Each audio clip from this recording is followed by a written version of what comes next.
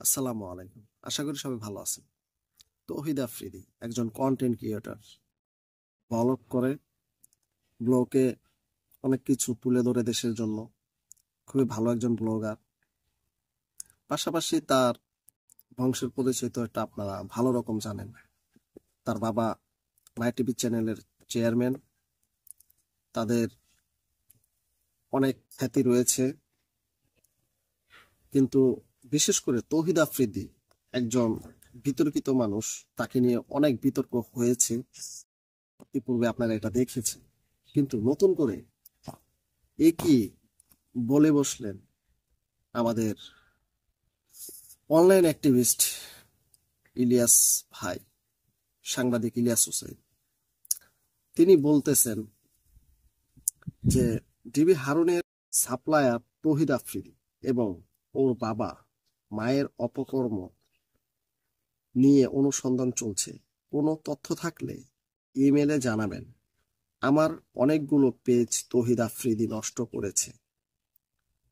হারুনের টুনু যেদিন প্রচার করেছিলাম সেদিন রাতে আমার একজন অ্যাডমিন আইডি এক্সপার্ট জুবায়েরকে ধরে ডিবি অফিসে নিয়ে যাওয়া হয় এবং বিভিন্ন বিভিন্ন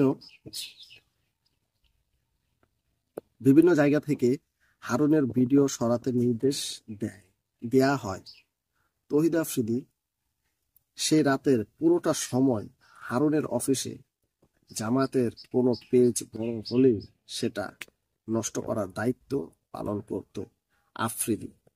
এছাড়াও বিভিন্ন মডেল নায়িকাদের হারুনের বনানীর বাড়িতে নিয়ে যেত এই তৌহিদ আফ্রিদি। আফ্রিদির কোনো ক্ষমা হবে না, ও আওয়ামী দালাল। এখানে সাংবাদিক ইলিয়াস হোসেন, অনলাইন অ্যাক্টিভিস্ট সাংবাদিক ইলিয়াস হোসেন, তিনি যে কথাগুলো বলতেছেন, যে এখানে বলা হচ্ছে যে নায়িকাদের বনানী যে ডিবি হারুনের বাড়ি ছিল, সে বাড়িতে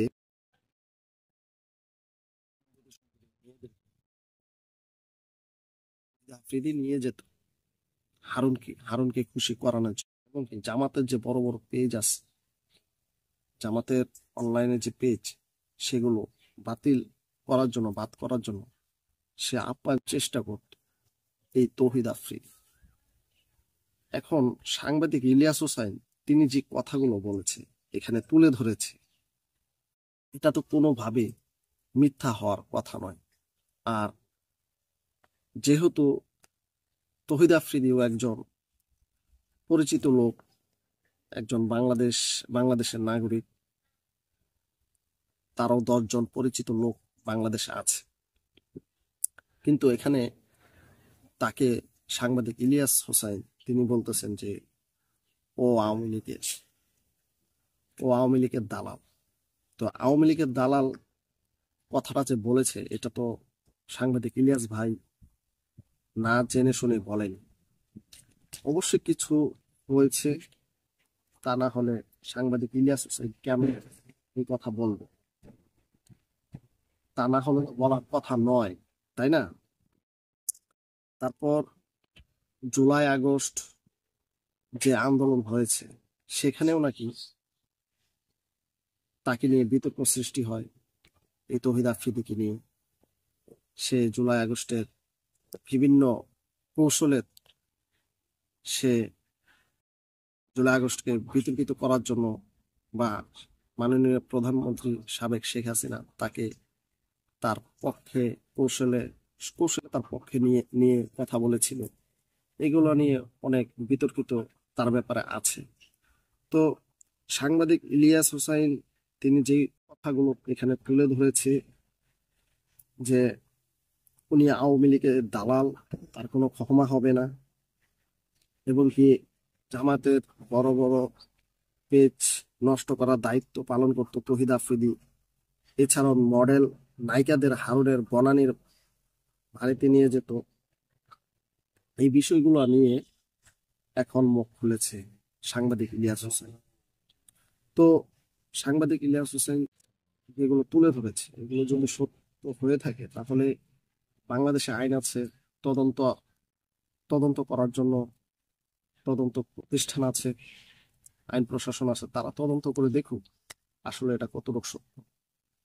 আর পাশাপাশি তহিদ আফ্রিদিও একজন সুপরিচিত মানুষ, বাংলাদেশে একজন ব্লগার, আর তাদেরও পরিচিতি আছে, তার বাপেরও পরিচিতি আছে, তারাও তো দেশের জনগণ, দেশের পরিচিত লোক। তাদের ব্যাপারে যখন কথা বলতে যাবে তখন কেউ হুটহাট কোনো কথা বলে বসবে না, হয়তো বা কিছু একটা হলেই কথা বলবে, কোনো কিছু হয়েছে ভিতরে ভিতরে যেটা আমরা জানি না। তো সামনে দেখা যাক কি হয়, কি হতে যাচ্ছে। সবাই ভালো থাকবেন, সুস্থ থাকবেন।